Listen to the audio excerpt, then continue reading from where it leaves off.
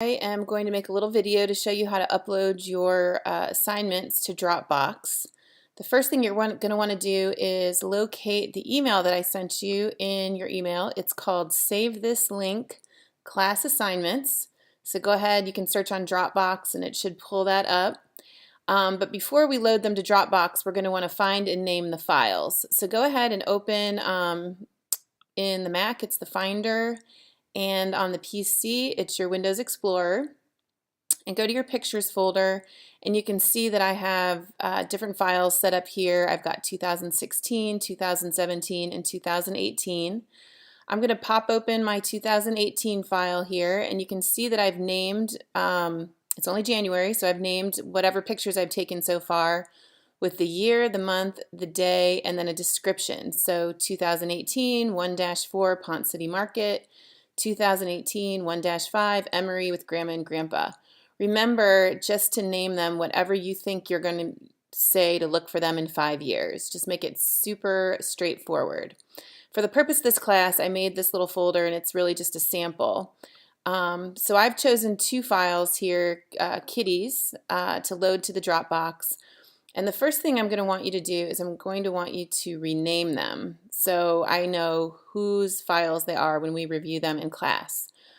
So on the Mac, you can double click here and hit rename. On the PC, you can right click and hit rename. So just hit rename, and what I want you to do is I want you to call it by your name. So I'm going to say Andrea Farinchak-1, hit enter, and then I'm going to rename the second file Andrea Farinchak-2, and you're going to take more than 2 pictures. You're going to take a lot of pictures. I want you guys to take tons, but I only want you to upload 2 just because we have a big class and I want to be able to make sure we can review everybody's pictures and answer everybody's questions. So just choose based on if you love a picture, that's great, share it. If you hate a picture, or it didn't turn out and you don't know why, that's even better to share because I think we learn more from our bad pictures than our good pictures. So now that I've renamed those, I'm going to go back to my email and I'm going to find the Save This Class classes or Save This Link class assignments, and I'm going to click on the link and open up my Dropbox. So here, this is going to just request files from your computer. So I'm going to choose from computer, and then I'm going to go to my pictures file, 2018 kitties. Here's my two pictures, so I'll just hold my shift key down and choose both of them, and I'll hit choose, and I'm going to go ahead and upload them, and this will put everybody's assignments into one folder, so then when I put them up on the TV in class, we'll have all the information there that we need. Now there's one more thing that we need to do so that we have all the information. I'm going to go ahead and I'm going to find these files so we can look at them. In order to be able to comment, let me get rid of this last one. In order to be able to comment, you need to be able to see the comment button over here. So basically what I need to do is I need to maximize this to make the window bigger, and now I can put a comment over here. Okay, and what I want you to put in the comments is what mode was this picture taken in? So was it portrait, landscape, action, just so we have some record of what button you were using. And you'll be able to see that on the back of your camera. If you look at the info, most cameras have an info button. So when you're looking at the picture on the back of your screen and you hit info, maybe a couple of times, it'll show you what mode you were in. And then I want you to capture your f-stop, which is the f dash some number, usually like 2.8, 3.5, 5.6, F11. I want you to capture that number, and I want you to capture the shutter speed. Let me go ahead and show you on my files. So I'm going to open up my Finder again, and I'm going to click on my picture. I'm going to double tap on a Mac. I'm going to right click Properties on a PC, and I'm going to say Get Info. Now I was a little bummed to find out that the Mac does not give me an ISO, so I'm going to try to figure out how to do that. But what you want to do is you go into the properties or you go into the info and you're looking for this information.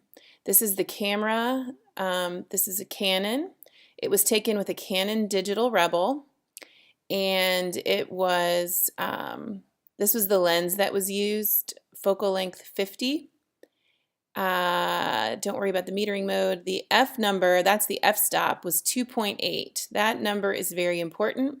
The exposure time was 1/60th of a second. That's very important. And there's a third number that we need, and it appears that if you're using a Mac, you're going to need to pull this off of your camera, and that's the ISO.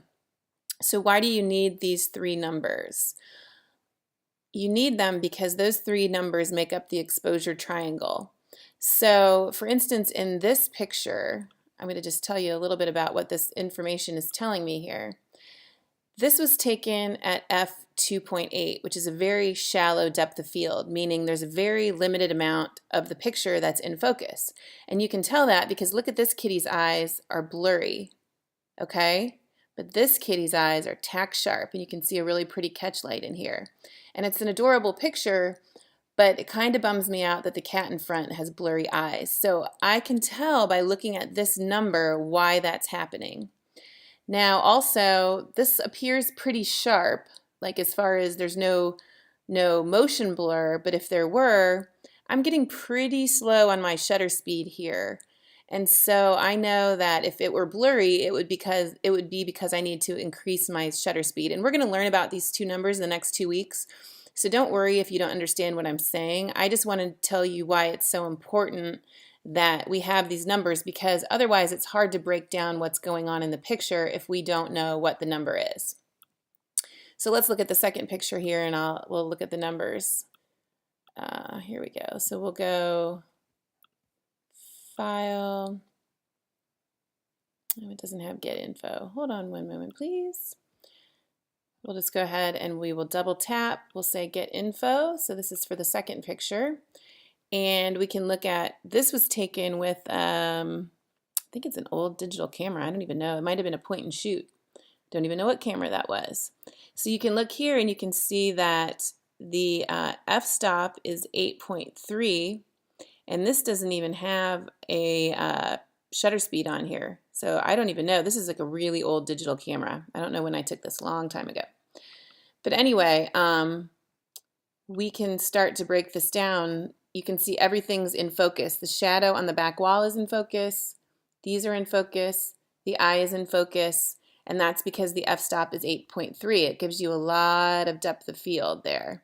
Okay, so we know this by when we have these numbers. So it's just really important before you clear your card, go ahead and pull off the f-stop, the shutter or the exposure time, and the ISO. If you're using a PC, I believe the properties shows you the ISO, maybe even what mode you're in. I'm not sure about that one, but you're going to want to tell me, was it portrait, landscape, Running Man? If you don't have that on your camera, don't worry about it. I just need the other three numbers.